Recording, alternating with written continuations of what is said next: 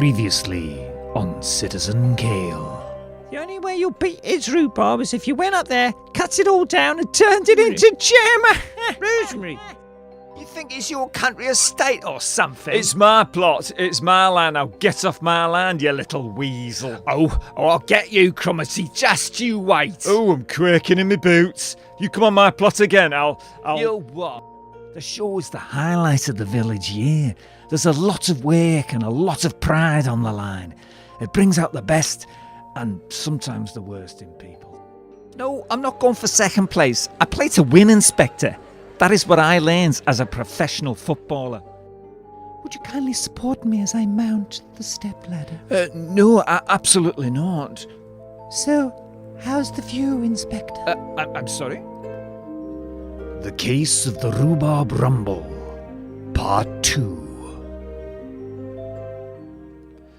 Hello, wee Kale. Welcome back.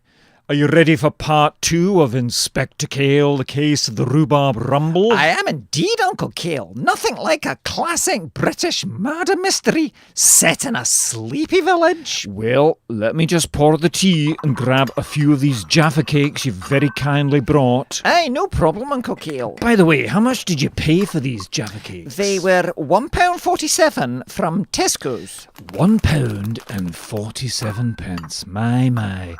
And they're not as good as they used to be, you know. Chocolate's thinner, not as much orangey stuff, and the cakey base is a bit soggy. Well, sorry, Uncle Kale. What would you like me to buy? Well, I'm rather partial to the Marks & Spencer's double chocolate Viennese sandwich biscuits. Oh, yes, very nice. But they cost £3.50. Well, wee Kale, you only get what you pay for. Yes, Uncle Kale. And what exactly do you pay for? Anyway, if you remember, at the end of part 1, Mr. Fitzroy had burst into the Bumleigh Arms looking distressed and bewildered and shouting about murder. Murdered? No! Cut down in his prime? No! Mr. Fitzroy, what's happened? No. Sit down. Tell me what's happened. It's gone. Utterly destroyed. Murdered. How can I forget? Let us return to the Bumleigh Arms and continue the story. It's gone. Utterly destroyed. It's murdered. What's gone? What are you talking about? My rhubarb. It's been chopped to pieces. Murdered. It was Cromarty. He did it. I'll kill him. Calm down, Mr. Fitzroy. Now tell me exactly what happened. Well, I was up at the plot this morning, early, you know. There was hardly anyone there. As I got closer to my plot, I sensed something was wrong. There was an odd metallic smell in the air, like geranium leaves. I turned the corner and saw the rhubarb bed. And what had been a mass of green leaves and red stems was now just a mess of slashed and twisted foliage. I froze. I fell to my knees and howled to the sky. What time did you leave the site yesterday? Well, it was about 7 o'clock. The sun was already setting. Was there anybody else on the site? No, I was the last. I'm sure of that because I had a good look round. It was Cromarty. It must have been. Oh, it's gone. Fitzroy put his head in his hands as if he'd gone past caring who or why. I left Mr. Fitzroy at the Bumleigh Arms in the care of Gordon Rockhall and the others. I drove up to the allotments to have a look for myself. It was just as Fitzroy described. Yesterday's magnificent plants had been hacked to pieces. It must have taken a while to do it. It seemed quite systematic. Could it have been outsiders? Hooligans from the big town? Could it be connected to the show? I called up Tony Soul in Forensic. He came down and had a look. He put the time of rhubarb death at between 7 and 10 p.m. Later that morning, I paid a visit to Mr. Cromarty in his antique shop on the High Street. Afternoon, Inspector. I'm glad you popped in. Got some fantastic Dutch curios that just came in. Might interest you. I'm afraid this is not a social call, Mr. Cromarty. Oh, what kind of call is it? Yesterday evening, someone attacked and destroyed Mr. Fitzroy's rhubarb. Oh, that's terrible. May I ask you where you were last night around 7 to 10 p.m. I hope you're not implying that I did it, Inspector Kale. I'm not implying anything, Mr. Cromitty. Just trying to build up a picture of the situation. Yesterday, you and Mr. Fitzroy were arguing. You threatened him. I was there, remember? Inspector Kale, the man can be so infuriating. Half the villagers threatened him. So, where were you last night around 7 to 10 p.m? Well, actually, I was here. A large shipment had been delivered in the early evening, and I wanted to unpack it all before I closed up the shop. I didn't leave till nearly 10:30. Mrs. Bailey, the estate agent, walked past just before 9 o'clock, put her head round the door to have a chat. Did you visit the allotments yesterday? Of course, I go there every day. What time did you leave? Well, like I said, I was expecting a large delivery from Holland, plates and teacups. Very fine quality. Let me show you. Perhaps later, Mr. Cromitty. Who else grows rhubarb on the allotments? Well, pretty much everyone. It's mostly just for the table, not really show standard. Oh, except perhaps for Dr. Fisher. He's pretty serious, although he tries not to show it. How do you mean? Well, every time I see him up at the allotments, he seems to spend most of his time on his rhubarb. He's feeding it, weeding it, inspecting it. He treats that rhubarb a heck of a lot better than he does his patients. Has he ever won? No, came second a couple of times. He always says it's just a bit of fun. Have you noticed any strangers in the village or around the allotments recently? Well, there have been, several television people walking around, taking photos and the like. How do you know they were television people? Well, because they're always on their mobile phones, speaking loud London accents, and have TV in big white letters on their baseball caps. I see. There's some soil on the floor over here, Mr. Cromitty. That'll be from the allotment. Thanks for telling me. I'll get the dustpan and broom. I looked at the soil. There was something... Was there anything else, Inspector Kale? It's just that, I've got to get on with a few things. No, thank you, Mr. Cromitty. That's all. For the next 2 days, all was quiet in Thistledown Bumleigh. I sensed there was something I'd missed. There always is. Something I was told. Something I'd seen. It was all gently brewing in my mind, like a decent pot of tea. All I needed was a couple of biscuits of inspiration, and an answer would emerge. It always did. 2 days later, 7:15 a.m., I was back in the Bumleigh Arms for breakfast.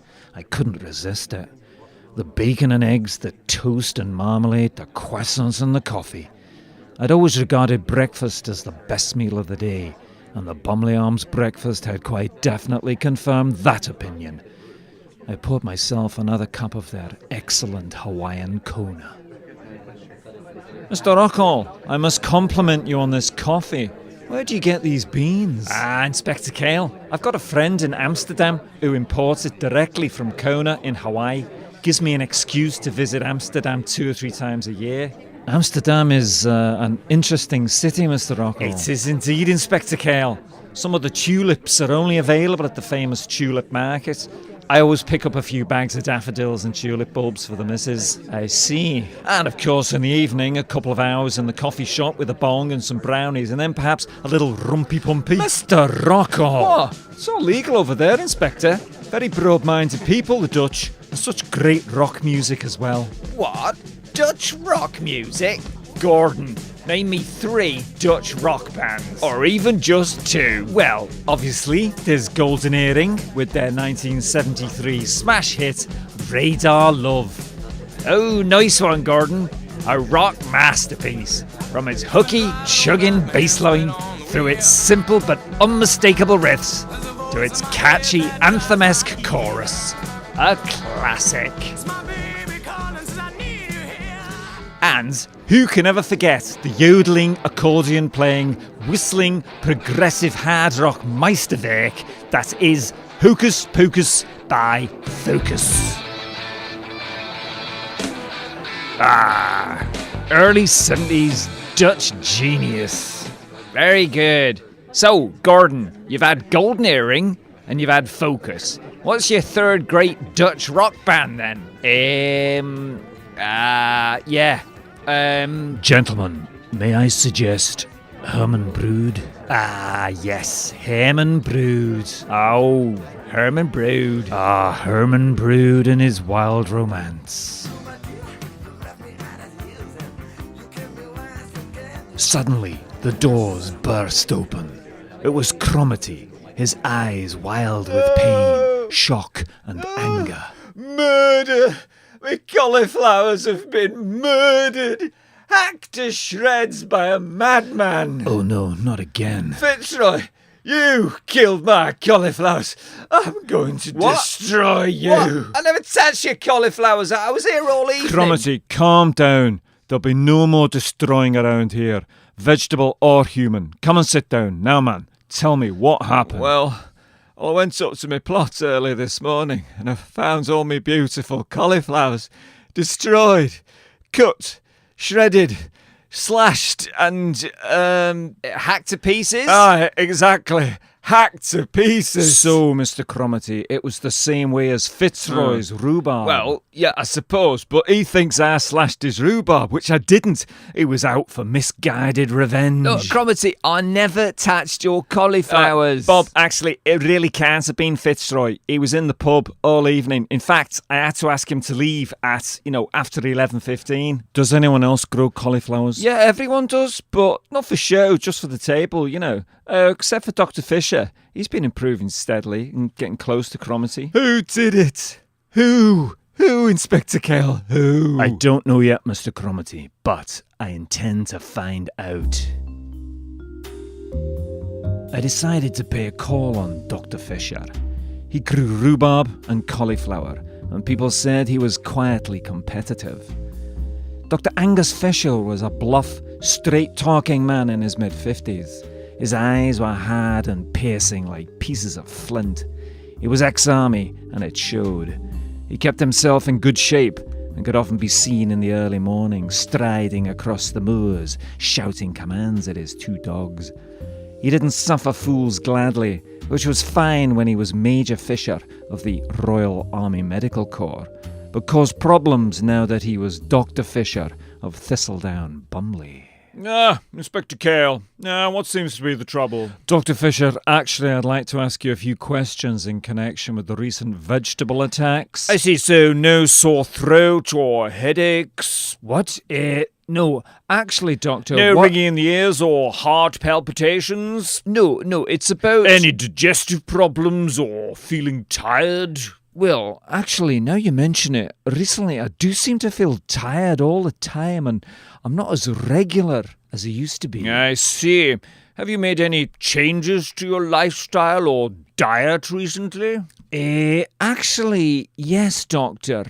About 2 months ago, I went vegan. Good God, man. Why on earth would you do that? Well, I thought it might be good for my health, or good for the planet, or something. Did you indeed? Now look at you, a physical and mental wreck. The world is going to hell in a handbasket, no matter what you eat or don't eat. Take 2 of these twice a day until you start to feel like a real man again. What is it, Doctor? Bacon, fried eggs, cheese, and a well-buttered, toasted English muffin. That hits the spot, no mistake. Thank you, Dr. Fisher. Okay, anything else, Inspector? Yes, the reason I came, actually. Did you have anything to do with the attacks on Fitzroy's rhubarb or Cromitty's cauliflowers? I've heard you grow both quite seriously. Yes, I did grow them. I picked all the collies a few days ago, gave them all to Gordon Rockall at the Bumleigh Arms. Why did you do that? Gambling debt. Me and Gordon had a wager on a game of golf last week. The loser cuts their collies. I lost. I had a few pints of Scruttock's old dirigible, and I was feeling confident. But Gordon's a competitive sportsman on every field. I'm sure his chef, Romain Malin, made some good food with that cauliflower. Yes, he did. Fromage de chou-fleur. Cauliflower cheese. Doctor, you speak French? Un peu. So, what about your rhubarb? What about it? Well, you could win a prize now that Fitzroy's out of the game. No, the good lady wife took it all for a bloody jam. She's determined to take first prize in preserves this year. Oh well, anything for a quiet life. I see. Well, thanks for the sandwich, Dr. Fisher. It's a real winner. Inspector Kale, I hope you'll give up that vegan nonsense. No good will come of it. Salad is merely a starter for girls. Be manly. Eat plenty of meat protein with lots of carbs and fats, cheese, good wine, good scotch. Live the vigorous and strenuous life, Inspector. Right, Doctor. Anyway, I've got to be good. Lift weights, go trout fishing, wrestle a bear. Don't use so many adjectives. Smoke a pipe, grow a moustache, take cold showers, sleep in the open air, learn to box, climb a mountain. Right, okay, thanks, Doctor. I've got to Get your go hands now. dirty. Try mescaline. Go to bullfights. Drink straight liquor. 50 push-ups every morning. Wear tweed and wax cotton and proper leather shoes. Drive an old Land Rover and get a bloody haircut. I walked back to the cottage. It was a warm, early summer day, but I couldn't seem to enjoy it. I couldn't relax. I turned over in my mind what I knew, but like the circumference of a circle divided by the radius, it just didn't seem to add up. Something was missing from this pizza. As I was passing near the allotments, I saw Sammy Lundy.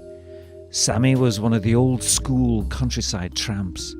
He wore a couple of old tweed jackets, summer and winter. There was a rumour that in his younger days in Dublin, Sammy had been a writer and a journalist and quite the man about town.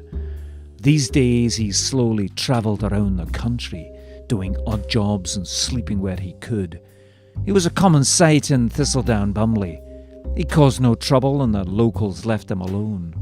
Partly because he was smarter and happier than all of them, and that made them uncomfortable, and for some raised difficult existential questions in their mind, which they spent most of their waking hours avoiding. At some point in his life, Sammy had faced up to those questions, and the answers had led him here. Sammy, how you doing, man? Oh, Inspector Kale, I'm doing very well, thank you, sir. And yourself? Not too bad, except for this business with the vegetable attacks. Yes, I heard about that. Very unfortunate. Why would someone do a thing like that? Can you tell me that, Inspector? That's what I'm trying to find out. Sammy, you see a lot of the comings and goings around here. Oh, I do that, sir. I do indeed. The comings and the goings. So, did you see anything on the evening of the first attack? Well, sir, Mr. Kale, perhaps I did see something, but my memory's not as good as it used to be, you know. It comes and it goes. It often comes when I've had a good meal and a drink, if you catch me meaning. Perhaps this might improve your memory, Sammy. What is it? 10 milligrams of modafinil. It's a smart drug. They claim it will improve your memory and executive functions. Well, perhaps, Inspector, but in a 2015 review of clinical trials of modafinil, only half show improvements in attention, learning and memory. No, rather than a pharmacological approach, I was thinking more along the lines of a traditional financial interaction.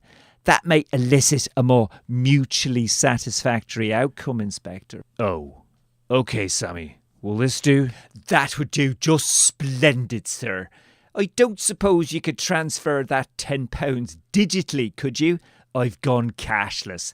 I take Apple Pay, Google Pay and several other payment solutions. Sammy, you've gone cashless? Well, got to keep up with the times, you know. Sammy, no offence, but you're a tramp. None taken, Inspector. But, indeed, as a tramp, or an unbound, free-spirited road warrior, shaman, lifestyle consultant and guru, as I prefer to call myself, it's important for me to stay up to date and on the ball. Right, okay, Sammy, I see. Now, getting back to the business in hand, what did you see up at the allotments? Well, sir, I was just preparing me bed for the night.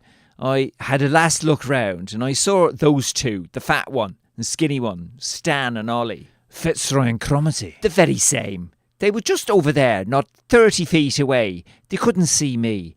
I was hoping they'd leave soon as I wanted to get some water from the tap and a couple of carrots for me supper. Were they arguing or shouting? Oh, no. They were all smiles. Quite chummy they were. Really? Oh, yes. So I lay down in the grass over there and I catch bits of their conversation. Blah, blah, blah. GMO veg from Holland. Blah, blah, blah. Big shipment coming in tonight. Blah, blah, blah. We better get rid of our plants. It's evidence. Tommy won't be happy. Blah, blah, blah. Tommy said no personal use of the merchandise. Blah, blah, blah. Tommy'll do us for sure. Got to knock it on the head. No other way. Blah, blah, blah. I'll do me rhubarb tonight. Blah, blah, blah. I'll do me collies on Thursday. Blah, blah, blah, blah, blah. And that's all I heard, Inspector. Thank you, Sammy. That's very useful. Very useful indeed. Look, keep this to yourself. Oh, I will indeed, sir. Now, before you go, could I interest you in a 3-day residential lifestyle, digital detox and self-rebranding course? Travel a while with the road guru and experience the truly transformative power of life on the open road. It'll clear your mind, open your chakras and expand your cosmic consciousness. That it will. Well, Sammy, that sounds fascinating, but I'm kind of busy at the moment. There's an online version of the course, very reasonable. Discover a new you, Inspector. Yeah, thanks, Sammy. I've got to go. Check out my app and my YouTube channel. Subscribe. Give me a like on Facebook. I'm on Twitter and Instagram as well. I returned to the cottage, trying to make sense of this surprising development. I called an old friend in police headquarters, Detective Inspector Cindy Fairisle, and asked her to do a computer check on Cromarty and Fitzroy. Hello, Kale. How have you been? Oh, you know, Cindy, as well as can be expected. And yourself? I'm doing pretty well, actually. Oh, that's great. You know, Cindy, I meant to call you after, Kale, it's okay. You did what you had to do. We were young and ambitious. So, Cindy, you're not angry. You can forgive me. No, I'm still angry and I'll never forgive you, but I'm over it. I moved on and moved up. Anyway, it appears that Cromarty and Fitzroy knew each other and worked with each other years ago. They were both accountants in the same firm, Snatch It and Grab. Snatch It and Grab? That rings a bell. It should do. They're one of the biggest and dodgiest accountant firms in Glasgow. Okay, thanks, Cindy. So, Kale, when you're back in Glasgow, give me a call. Okay, Cindy, sure, I will, but you said you were still angry and hadn't forgiven me. Yeah, but, girls gotta eat. I'll call you. Be sure you do. I've put the kettle on and I've got some brownies in the oven. It'll be just like old times. Well, perhaps not quite like old times. In the days before the village show, Thistledown seemed to wake up from a year-long sleep. There was frenzied activity everywhere, on the allotments, in kitchens and up on the village green. The big marquees were put up and prepared for the show. Gardeners started to pick their finest. Bakers and cake makers were putting the final touches to their creations. The jam makers were selecting their best preserves. There had been no more attacks at the allotment, which may have partly been due to the increased vigilance by the gardeners, and also due to the new video camera CCTV system which had been installed. Mr. Fitzroy and Mr. Cromarty were seen around the village. They seemed to have recovered from their losses remarkably quickly. On the Saturday, the village show opened. I had been asked to make the presentation for the Best in Show prize. The whole village had turned out. There was an air of expectation. The plant attacks were still fresh in people's minds. It had left a cloud over the show. There was a tension in the air. The main marquee was full. There were people standing all around. In the audience, I could see some familiar faces. Cromarty, Fitzroy, Dr. Fisher, Mrs. Bailey, Gordon Rockall, and right at the back, out of sight from the audience, I saw the signal that told me everything had been set up as I had instructed. And now, I'd like to ask an old friend of the village, Inspector Kale, to announce the winner of the Best in Show. Madam Chairman, ladies and gentlemen, it's a great honour to be asked to make the presentation for the best in show for this year's Thistledown Bumleigh Village Show. As everyone here knows, there has been a little, shall we say, unpleasantness, which has somewhat marred this event. Passions run high, gardeners are merely mortal. As H.L. Mencken once said, temptation is an irresistible force at work on a movable body. But in this case, temptation was not the desire for the glory of the prize, nor the defeat of rivals. No, it was the more basic desire for mere financial gain. Mr. Fitzroy's beautiful rhubarb and Mr. Cromitty's magnificent cauliflowers were viciously attacked and cut down in their prime, taking both of those gentlemen out of the competition and almost certain victory. And yet, all is not as it seems. It may seem an obvious fact that no gardener would bring harm to his own plants, but as Sherlock Holmes once said, there is nothing more deceptive than an obvious fact. Ladies and gentlemen, Mr. Fitzroy and Mr. Cromitty destroyed their own vegetables. What are you talking about, Kale? Are you mad?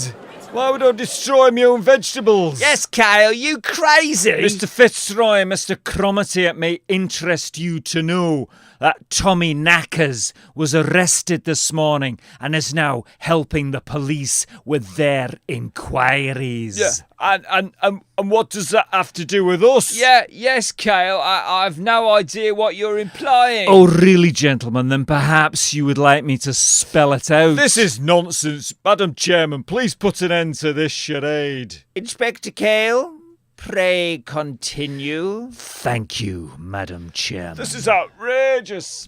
Mr. Fitzroy and Mr. Cromitty, you were both overheard at the allotments on the night of the first attack. You were planning those attacks. You both agreed to destroy your own vegetables. Your magnificent prize-winning plants just happen to be the same plants that Tommy Knackers has been illegally smuggling into Scotland for the past 2 years. Black market, GMO rhubarb and cauliflowers. You were using the village show to make contacts with growers and nurseries all over Western Scotland. But when you learned that this year's village show was to be televised on national TV with the famous TV gardener Monty Thrower, you realised your prize-winning veg might give the game away. It might look suspicious. People might start asking questions about them and where the veg came from. That was why Tommy told you not to grow the veg yourselves. And when I showed up, you decided on your plan. Destroy the only evidence. Your own prize-winning rhubarb and cauliflower plants. It was the only way. We'd suspected Tommy Knackers had been smuggling the GMO veg, but we had no evidence. It wasn't until I visited your allotments and saw what you were growing that all the pieces fell into place. Turns out that Tommy had been making regular payments to both of you for vague services.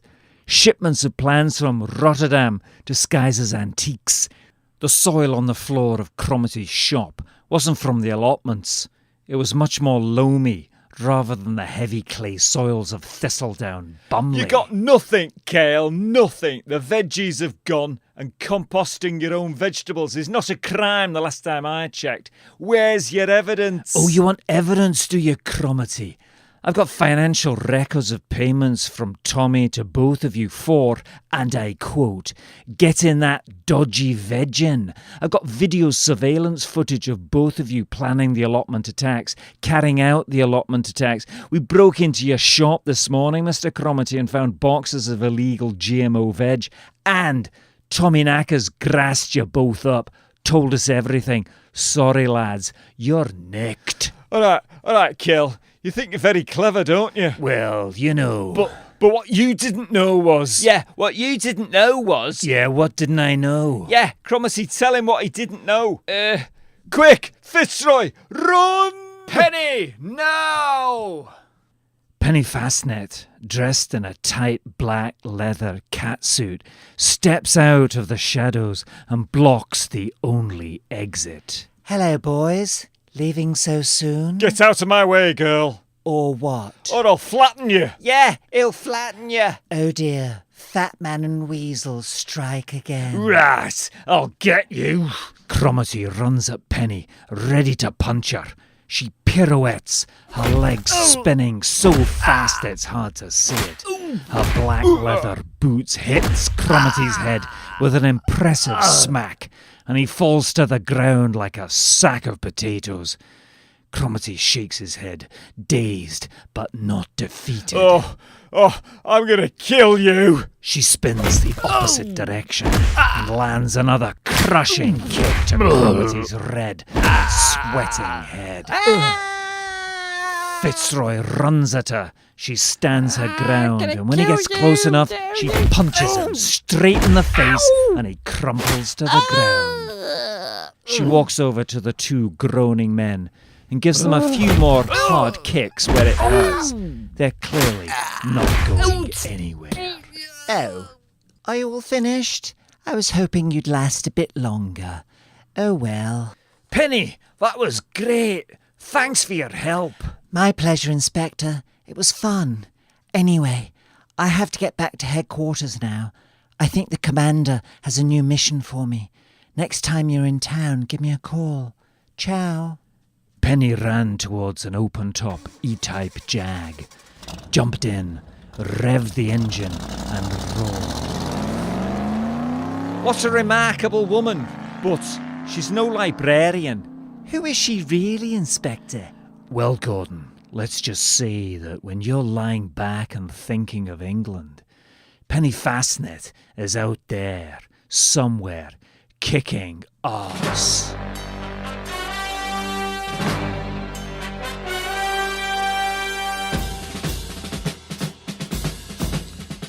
Oh, Uncle Kale, that was great. Very exciting.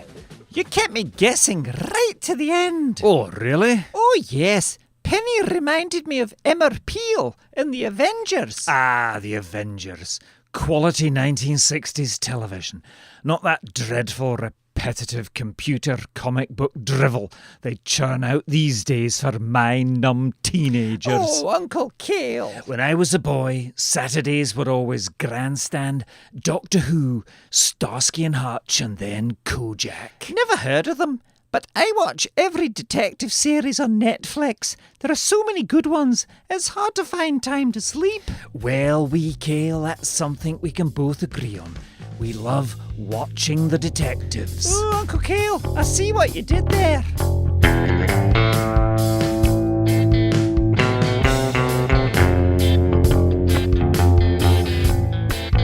Here we go, Uncle Kale. Watching the detectives. Nice girls, not one with the defect. Cellophane shrimp wrap, so correct. Shrimp wrap. Red dogs under illegal legs. What are red dogs? She looks so good that he gets down and begs. She is watching the detectives. Oh, he's so cute. She is watching the detectives. Oh, and they shoot, shoot, shoot, shoot. They beat him up until the teardrops start. He can't be wounded cause he's got no heart. He's got no heart. He's got no heart, you know. No, I know. He's got Oh, no. no heart at all. You know, the teardrops. A long shot at that jumping side. Sign. Visible shivers running down my spine. Cut to baby taking off her clothes. Close up at the sign that says, "We never close." He snatches your junior match, your cigarette. Pulls your eyes out with a face like a magnet. I don't know how much more of this I can take. How much can you take, Uncle Kale? No, I don't. She's filing her nails while they're dragging the lake. Dragging the lake. Watching the detectives. Oh, he's so cute. She is watching the detectives when they shoot, shoot, shoot, shoot. They beat him up until the teardrops start. He can't be wounded because he's got no heart. He's got no heart, you know, No wee Kale. heart? Oh no. No? Well, how does he function if he's got no heart? You think you're alone until you realise you're in it. Fear is here to see, love is here for a visit. They call it instant justice when it's past the legal limit. Someone's scratching at the window. I wonder who is it? The detectives come to check if you belong to the parents. Who are ready to hear the worst about the daughter's disappearance. And though it nearly took a miracle to get you to stay, it only took takes my little finger to blow you away. It's just like watching the detectives. Don't get cute. Don't get cute. It's just like watching the detectives. I get so angry when the teardrop starts. I can't be wounded. He's got no heart. He's got no heart. Watching the detectives. Watching the detectives, isn't that on the telly? I like that, don't you? It's just like watching the detectives, Yeah. you know. I like it. Watching the detectives I do. on the telly. On the telly. You know, like Sherlock. Sherlock, aye. Or what? Uncle Kale. Aye, Columbo. Columbo. I like Columbo, don't you? That's He's got a old. lovely coat. A lovely coat. Or what's the other one? I don't know. I don't watch them, you know, these days because I don't get Netflix. You Do you don't get Netflix? Yes, of course. Is it any good? It's brilliant. Is that? Yeah. Like, how much does it cost? Well, it's not too bad, actually. What, is that a month? Yeah, about £20. Aye. But, you know, What? I don't have time to watch television What do you anymore. mean, no time You know, to I watch- used to watch Starsky and Hutch. Starsky and And Hutch? Kojak back in the old days, Oh, like, you're you know. so old. But, That's old, Uncle Kale. what, you can watch it on your phone? Of course you can. You watch television on your mobile Well, phone? where else would you watch it? You're joking. No, I'm not joking at all.